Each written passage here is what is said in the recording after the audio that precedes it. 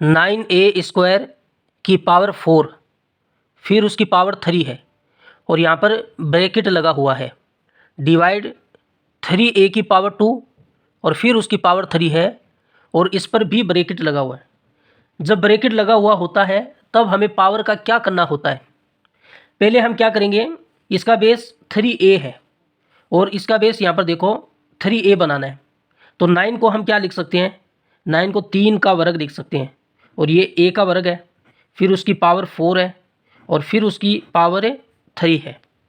और इस भाग को इस तरीके से हम डिवाइड में लिख सकते हैं। नीचे क्या है, 3a की पावर 2 है और फिर उसकी पावर 3 है। इसके ऊपर भी पावर 2 है, इसके ऊपर भी पावर 2 है, तो दोनों पर हम एक साथ पावर लगा सकते हैं।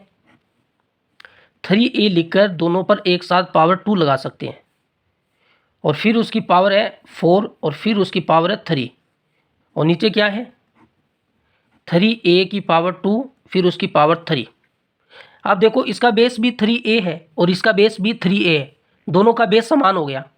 अब इन ब्रैकेट का मतलब क्या होता है, ब्रैकेट का मतलब होता है कि इन पावर का गुणा करना। अगर ब्रैकेट लगा हुआ हो तो पावर का गुणा कर दो।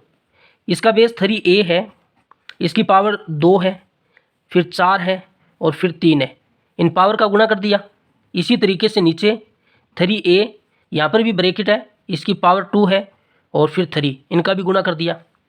तो ये कितना होगा, 3a 4 का 2 से गुणा किया 8, 8 का 3 से गुणा किया 24 और नीचे क्या आएगा 3a 3 का 2 से गुणा किया 6।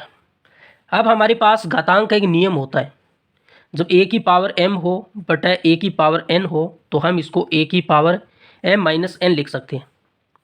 इसका बेस a है, इसका बेस भी a है, दोनों का बेस समान है और यहाँ पर ये डिवाइड का साइन हो तो पावर को घटा दिया जाता है, ऊपर वाली पावर में से नीचे वाली पावर को घटाना है।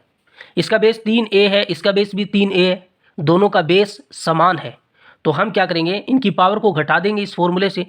3a बेस को लिखना है, 24 में से 6 को घटाना है, तो कितना होगा 3a 24 में 6 घटाएंगे तो 18, 3a की पावर 18 इसका आंसर होगा।